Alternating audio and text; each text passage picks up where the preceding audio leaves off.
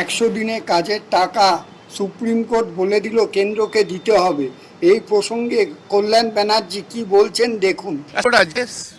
Union of India যে এসএলপিটা file করেছিল, যেটা কলকাতা হাইকোর্ট অর্ডার দিয়েছিল যে 1 আগস্ট থেকে 100 দিনের কাজের টাকা দিতে হবে, সেই এসএলপি ডিসমিস করে দিয়েছে। 30 সেকেন্ডও টাইম নেয়নি, মানে ব্রিফ খুলতে খুলতে দেখি এসএলপি ডিসমিস।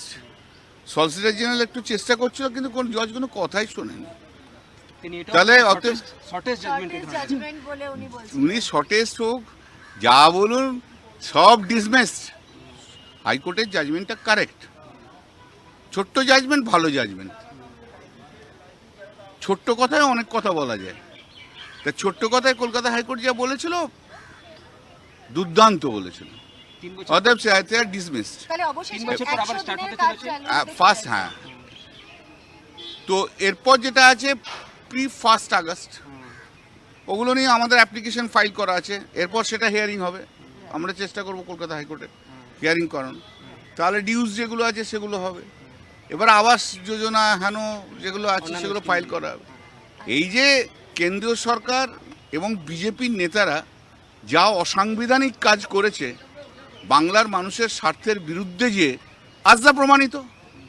মানুষ তো জেনে গেল, বাংলার মানুষ তো জানলো। এসব বড় বড় বক্তৃতা দিয়েছে, এসেছে, বাংলার মানুষের টাকা যাতে না যায় তার জন্য বড় বড় কথা বলেছে।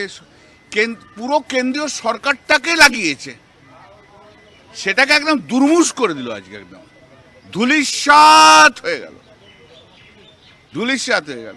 আর বিজেপির নেতাদের গালে দুটো বড় বড় থাপ্পড় পড়লো। শিখতে হবে।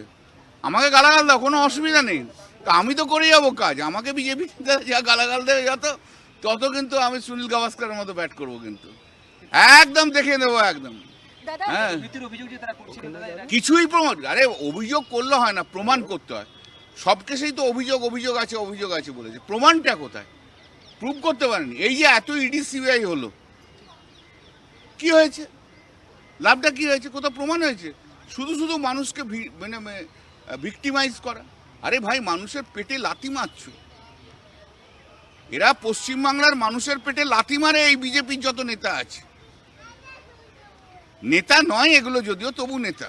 এরা তো জীবনে রাজনীতি করেনি, নেতা নয়, সংবিধান জানে না, সাংবিধানিক অধিকার জানে না, তা করেছে ডিসমিস, ফুল ডিসমিস। তাহলে এবার 100 দিনের কাজ শুরু হতে আর কোনো বাধা রইল না। 100 দিনের কাজের শুরু হতে বাধা নেই, 100 দিনের কাজের টাকাও দিতে হবে। আগস্ট মাস থেকে তাকে শুরু করতে হবে, দিতে হবে তাদের। না দিলে তবে আপনারা তো জানেন, এটা তো শুধু আমাদের কোর্টের মধ্যে রাখেনি, এটাতে আমাদের আন্দোলন হয়েছে। মমতা বন্দ্যোপাধ্যায় আন্দোলন করেছেন দীর্ঘদিন ধরে। অভিষেক এখানে এসেছিল, আমরা সবাই মিলে আন্দোলন করেছি অভিষেককে সামনে রেখে। অভিষেক প্রচুর সময় দিয়েছে। আপনারা জানেন, এগুলো সব পুরনো ইতিহাস। আমাদের সেই ধরে নিয়ে গিয়েছিল, অ্যারেস্ট করেছিল, এগুলো সব জানা। আজকে কতটা অসাংবিধানিক ওরা হয়ে গেছে। ভারতীয় জনতা পার্টি পশ্চিমবাংলায় একটা ইররিলেভেন্ট দল হিসেবে আগামী দিনে পরিচিত হবে, জান। বিধানসভায় ফল পড়বে এটা, আর নিঃসন্দেহে। মানুষ জানছে না, মানুষ দেখলো না। মানুষ তো দেখলো যে এতদিন ধরে টাকা আটকে রেখেছে, কতটা আনজাস্টিফাইড, কতটা আনকনস্টিটিউশনাল, তো মানুষের কাছে প্রমাণ হয়ে গেল। আমাদের বলতে হবে, কিন্তু পশ্চিমবাংলার মানুষ তো জানলো। বাংলার মানুষের পেটে লাথি মেরেছে, বাঙালির পেটে লাথি ভাই।